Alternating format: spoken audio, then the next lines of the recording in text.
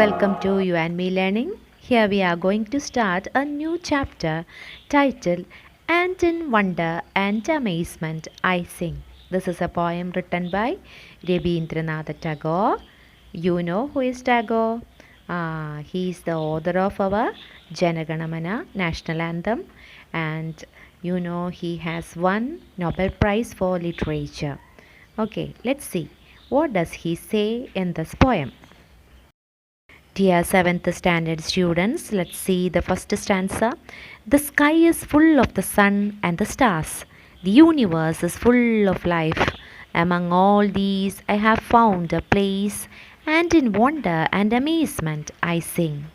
Here, author Rabindranath Tagore he says in this way, the sky is full of the sun. The sky has sun and stars. This nature, this universe has full of life.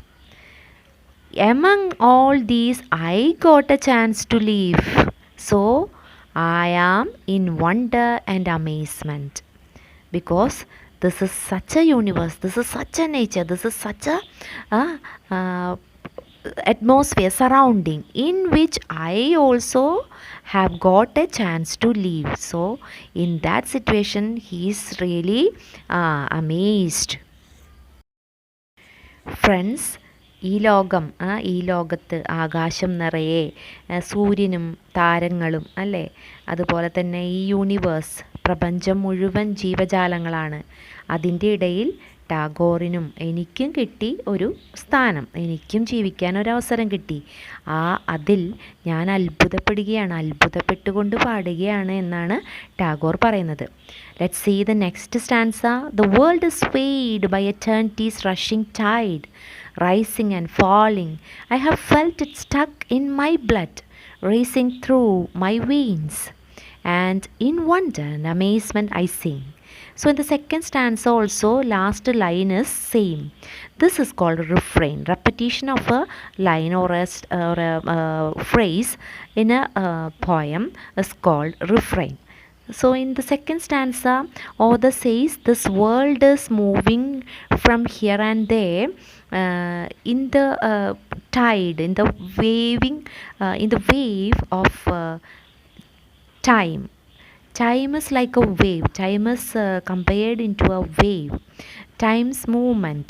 The movement of the time is like a tide, like a wave. It is rising and falling. So that rising and falling, when it rises and it falls, there is a tug. There is a tug in between that is being experienced by the author. That tug is there in his blood. He experiences that racing, that race through his veins, and again he is singing all these experience in wonder and amazement. Here ലോകം ആടിയുലയുകയാണ്, move ചെയ്യാണ്. ഈ കാലത്തിൻ്റെ എന്താണ് തിരമാല, കാലം ഒരു തിരമാലയോട് ഉപമിച്ചിരിക്കുകയാണ് കാലത്തെ. തിരമാലയുടെ movement rising and falling ആണ്. അപ്പോൾ ആ wave, movement of that wave like movement of the time, കാലത്തിൻ്റെ ആ വേവ് ലൈക്ക് മൂവ്മെൻറ്റിൻ്റെ ആ വലിവ് ശരിക്കും ഇദ്ദേഹത്തിന് അനുഭവിച്ചറിയാൻ പറ്റും. കാലത്തിൻ്റെ ആ മൂവ്മെൻറ്റിൻ്റെ ഉയർച്ച താഴ്ചകൾ ഇദ്ദേഹത്തിൻ്റെ ബ്ലഡിൽ ഇദ്ദേഹം അനുഭവിച്ചറിയുന്നുണ്ട്, ഓടുന്നുണ്ട് എന്നാണ് പറയുന്നത്. അത്ഭുതത്തോടെ ഇദ്ദേഹം പാടുന്നു. Dears, next stanza, let's see. While walking in the woodlands with my feet I have touched the blades of grass. I have been startled by the flowers' fragrance. They have all maddened my mind.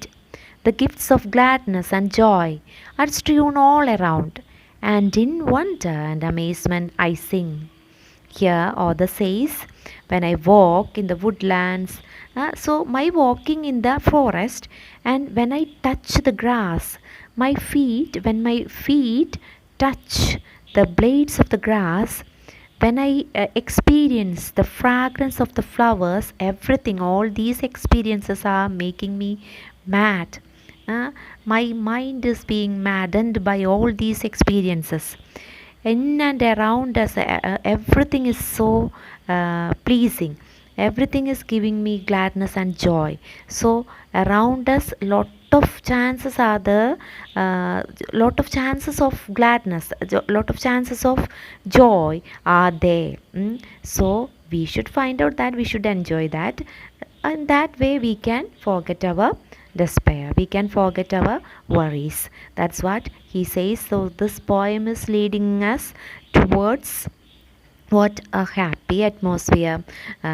Author says that yes, we have a lot of worries, we have a lot of despair, we have a lot of problems, we have a lot of sorrows, but doesn't matter, around us a lot of chances to make us happy. So that we have to find out and we have to experience. And in wonder and amazement and see, so when he sees all these happiest things in the world, in the universe, he sings all these in wonder and amazement. അപ്പോൾ കാട്ടിലൂടെ നടക്കുമ്പോഴായാലും പുൽനാമ്പുകളെ തൊടുമ്പോഴായാലും മനോഹരമായിട്ടുള്ള പൂക്കളുടെ സുഗന്ധം ആസ്വദിക്കുമ്പോഴായാലും എൻ്റെ ഹൃദയം അങ്ങനെ ഒരു ഭ്രാന്ത് പിടിക്കും പോലെയാണെന്ന് പറഞ്ഞാൽ, അതായത് ഒരുപാട് സന്തോഷം നിറഞ്ഞ ഭയങ്കര എക്സൈറ്റ്മെൻറ്റ്, ഭയങ്കരമായിട്ട് എക്സ്ട്രീം ഹാപ്പി സ്റ്റേജിലേക്ക് ഞാൻ എത്തുമ്പോൾ നമ്മുടെ ചുറ്റും സന്തോഷത്തിനുള്ള ഒരുപാട് വകകളുണ്ട് എന്ന് കണ്ട് അദ്ദേഹം അത്ഭുതത്തോടെ പാടുകയാണ്. I have pricked my ears, I have opened my eyes, I have bared my heart to the world. In the midst of the known, I have sought the unknown, and in wonder and amazement I sing. So, in these 4 stanzas, the last line is same, so that is called a refrain. And here, in the last stanza, he says, author says, I have opened my eyes and ears and heart to know the world. So, I am experiencing the known in the world, through which I am going to reach at the unknown. Who is the creator? A creator will be that may be that is called that person may be called God Almighty. So we usually call him God Almighty.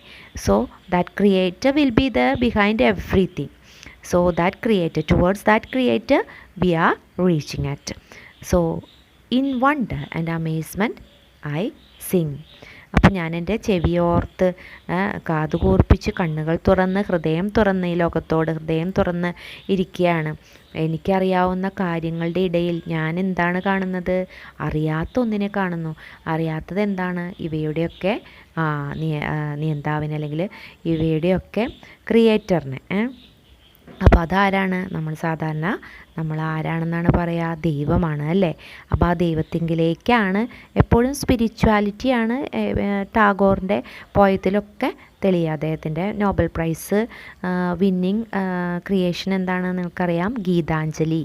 1913 അദ്ദേഹത്തിന് Nobel prize കിട്ടുന്നതെന്ന് നമുക്കറിയാലോ. അപ്പോൾ ആ ഗീതാഞ്ജലിയിൽ മൊത്തം സ്പിരിച്വാലിറ്റിയാണ്. എല്ലാം അവസാനം എത്തിച്ചേരുന്നത് ആ എന്താണ് ക്രിയേറ്ററിൽ തന്നെയാണ്, സൃഷ്ടാവിലേക്ക് തന്നെയാണ് നമ്മളെ അദ്ദേഹം എത്തിക്കാനായിട്ട് ശ്രമിക്കുന്നത്. So this is the poem. So regarding this poem, some questions are there that we have to solve here in this video itself. We will solve all those answers. We will give you all those answers. Some activities are also there that will be there in this video itself. Okay, let's continue.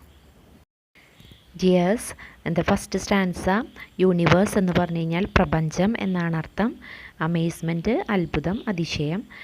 സ്വെയ്ഡ് move ചെയ്യുക, ആഡിയുലേഖ eternity അനന്തത എന്നാണ് പറയുക. Rising ഉയർച്ച, falling താഴ്ച. Racing എന്ന് പറഞ്ഞു കഴിഞ്ഞാൽ raise ഓട്ടം. ചഗ് എന്ന് പറഞ്ഞൊരു വലി. അതുപോലെ വുഡ്ലാൻഡ്സ് എന്ന് പറഞ്ഞാൽ ഫോറസ്റ്റ് എന്നാണ് അർത്ഥം, ചെറിയൊരു കാടാണ്. ബ്ലേഡ്സ് ഓഫ് ഗ്രാസ് എന്താണ്? പുൽനാമ്പാണ്. ഫ്രാഗ്രൻസ് പൂവിൻ്റെ സുഗന്ധം.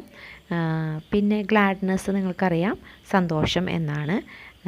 ബെയേർഡ് മൈ ഹാർട്ട് എന്ന് പറഞ്ഞാൽ ഓപ്പൺഡ് മൈ ഹാർട്ട് എന്ന് തന്നെയാണ് അർത്ഥം കേട്ടോ. പ്രിക്ക്ഡ് മൈ ഇയേഴ്സ് എന്ന് ചെവിയോർത്തു എന്നാണ് അർത്ഥം. അപ്പോൾ ഇത്രയും വാക്കുകളായിരിക്കും കൂട്ടുകാർക്ക് ഡൗട്ട്. മിഡസ്റ്റ് എന്ന് പറഞ്ഞു കഴിഞ്ഞാൽ ഇൻ ദ മിഡിൽ ഓഫ്, ഇടയിൽ, നടുവിൽ എന്നാണ് അർത്ഥം. So let's discuss the questions given here. First question, why does the speaker sing in wonder and amazement? എന്തുകൊണ്ടാണ് സ്പീക്കർ കവി അത്ഭുതത്തിൽ ഇങ്ങനെ പാടുന്നത്? The poet has got a place in the world where the sky is full of the sun and the stars and the universe is full of life. So he is in wonder and amazement. നമുക്കറിയാം കവിക്കും കൂടെ അവിടെ ഒരു സ്ഥാനം കിട്ടിയില്ലേ. ആകാശത്തിൽ സൂര്യനും താരകങ്ങളും സൂര്യനും നക്ഷത്രങ്ങളും നിറഞ്ഞ ആകാശം, അതുപോലെ തന്നെ നിറയെ ജീവൻ തുടിക്കുന്ന പ്രപഞ്ചം, ഇതിൻ്റെ ഉള്ളിൽ തനിക്കും ഒരു ഇടം കിട്ടി ജീവിക്കാനായിട്ട്. അപ്പോൾ അതുകൊണ്ടാണ് അദ്ദേഹം അത്ഭുതപ്പെടുന്നത്. What do you think eternity's rushing tide means? What is the meaning of this phrase, eternity's rushing tide? Eternity's rushing tide means the endless flow of the time.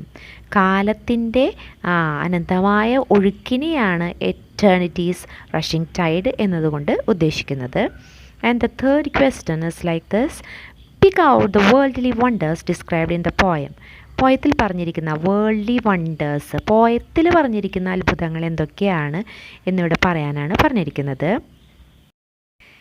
See the answer, the sun and the stars of the sky, the universe with full of life, the continuous flow of the time, the forest, the grass and even the fragrance of the flowers are the worldly wonders described in the poem. പോയത്തിൽ പറഞ്ഞിരിക്കുന്ന കാര്യങ്ങൾ നിങ്ങൾക്ക് വ്യക്തമായല്ലോ. ആകാശവും ആകാശത്തിലെ സൂര്യനും നക്ഷത്രങ്ങളും ഈ പ്രപഞ്ചവും അതുപോലെ തന്നെ ഈ കാടും പുൽനാമ്പുകളും പൂക്കളുടെ സുഗന്ധവും ഇതൊക്കെയാണ്, അതുപോലെ തന്നെ ഈ കാലത്തിൻ്റെ അനന്തമായ ഒഴുക്കുമൊക്കെയാണ് വേൾഡ്ലി വണ്ടേഴ്സായിട്ട് ഇവിടെ പറഞ്ഞിരിക്കുന്നത്. See the next question, what maddened the poet's mind? എന്താണ് കവിയുടെ മനസ്സിനെ മാഡൻഡ് ആകെ ഭ്രമിപ്പിച്ചത് എന്തൊക്കെയാണ്? The walk in the woodlands, the touch of the grass and the fragrance of the flowers, everything maddened the poet's mind. See the next question, why does the speaker prick his ears, open his eyes and bare his heart? എന്തുകൊണ്ടാണ് speaker തൻ്റെ ചെവി കോർപ്പിക്കുകയും കണ്ണുകൾ തുറക്കുകയും ഹൃദയം തുറക്കുകയും ചെയ്തിരിക്കുന്നത്? എന്തുകൊണ്ടാണ്? The speaker pricks his ears, opens his eyes and heart to experience the whole wonders of the world, by which he wants to experience the unknown behind all these wonders. അല്ലേ? അപ്പോൾ ഇതുവഴി അദ്ദേഹം ആഗ്രഹിക്കുന്നത് തൻ്റെ ഹൃദയം തുറക്കുന്നതിലൂടെ, കണ്ണുകളും കാതുകളും തുറന്ന് ഈ ലോകത്തിൻ്റെ അത്ഭുതങ്ങളെ അനുഭവിക്കുന്നതിലൂടെ അതിൻ്റെ സൃഷ്ടാവിനെ മനസ്സിലാക്കാനായിട്ടാണ് ശ്രമിക്കുന്നത്. Next question, what do you think the poet means by in the midst of the known I have sought the unknown? അപ്പോൾ ലാസ്റ്റത്തെ സ്റ്റാൻസിലെ ഈ 2 വരിയുടെ അർത്ഥമാണ് ചോദിക്കുന്നത്. Poet experiences the wonders of the world, then he sings in amazement. Poet ഈ ലോകത്തിൻ്റെ അത്ഭുതങ്ങളെ അനുഭവിച്ചറിയുന്നു, എന്നിട്ട് അത്ഭുതത്തോടെ അദ്ദേഹം പാടുന്നു. According to the poet these wonders lead us towards the creator of it. അപ്പോൾ പോയറ്റിൻ്റെ അഭിപ്രായത്തിൽ ഈ അത്ഭുതങ്ങൾ ഇതിൻ്റെ സൃഷ്ടാവിൻ്റെ അടുക്കലേക്ക് നമ്മളെ എത്തിക്കുന്നു എന്നാണ്. അപ്പോൾ അതാണ് in the midst of the known, അറിയുന്നതിൻ്റെ ഇടയിൽ അറിയാത്തതിലേക്ക് എത്തുകയാണ് ചെയ്യുന്നത്. ടിയേഴ്സ്, നെക്സ്റ്റ് ആക്ടിവിറ്റി സ്റ്റാർട്ട് ചെയ്യാണ്. First activity, read the following lines from another poem the sands of Dee by Charles Kingsley. Charles കിങ്സ്ലിയുടെ ഒരു പോയത്തിൻ്റെ ഭാഗമാണ്. O Mary go and call the cattle home, and call the cattle home, and call the cattle home across the sands of tea. അപ്പോൾ and call the cattle home എന്നുള്ളത് റെപ്പറ്റീഷനാണ്, repeat ചെയ്ത് പറയുന്നതിനെ refrain. This is refrain, it is called refrain. Refrain is a line or a phrase that is repeated within the lines or stanzas. അപ്പോൾ നമ്മുടെ പോയത്തിൽ refrain പോയെടുത്തപ്പോൾ തന്നെ പറഞ്ഞു എന്താണ്, എല്ലാ സ്റ്റാൻസയുടെയും അവസാനത്തിൽ and in wonder and amazement I sing എന്നുള്ള refrain ഉണ്ട്. അതാണ് ഇവിടെ ചോദ്യം ഉത്തരം. Next activity, what fills the speaker with wonder and amazement. സ്പീക്കറിനെ അത്ഭുതപ്പെടുത്തുന്ന കാര്യങ്ങൾ എന്തൊക്കെയാണ്? The sky full of the sun and the stars, the woodlands and the grass, the universe with full of life, the fragrance of the flowers. ഇവയൊക്കെയാണ് സ്പീക്കറെ അത്ഭുതപ്പെടുത്തുന്ന കാര്യങ്ങൾ. Look at the words taken from the poem, put them in proper pairs. അപ്പോൾ match the following ആണ്. Flowers is related with fragrance, grasses matching with blades, mind maddened, veins racing, and swayed world. See the last activity. Let us revisit the first stanza. First stanza is given there. In the first line, the initial sound S in sky is repeated in sun and stars also. This repetition is called alliteration. ഇവിടെ alliteration എന്താണെന്ന് പഠിപ്പിക്കുന്നുണ്ട്. ഒരു പോയത്തിലെ വരികളിലെ വാക്കുകളിലെ ആദ്യത്തെ consonant same ആയിട്ട് വരുന്നതിനെയാണ് repeat ചെയ്ത് വരുന്നതിനെയാണ് എന്തെന്ന് പറയുന്നത്, alliteration എന്ന് പറയുന്നത്. The repetition of initial consonant sounds, ഇനീഷ്യലാണ് അപ്പോൾ ആദ്യത്തെ consonant sounds of a word in the same line of a poem is called alliteration. ഒരു വരിയിൽ തന്നെ അടുത്തടുത്ത വാക്കുകളിൽ തന്നെ ആദ്യത്തെ സൗണ്ട് കോൺസണൻറ്റ് സൗണ്ട് ആയിരിക്കണം, അത് സെയിം ആയിരിക്കണം. അങ്ങനെ വരുന്നതിനെ അലിട്രേഷൻ എന്ന് പറയുന്നു. Can you find other examples from the poem? പോയത്തിൽ നിന്നും കണ്ടെത്താൻ സാധിക്കുന്ന അതർ എക്സാമ്പിൾസ് ആ while walking in the woodlands, W is repeated, gifts of gladness, G is repeated, flowers fragrance, F is repeated, maddened my mind, M is repeated. So in the last phrase, maddened my mind, M is repeated. So these are the examples for alliteration in the poem. So my dear students, please study well.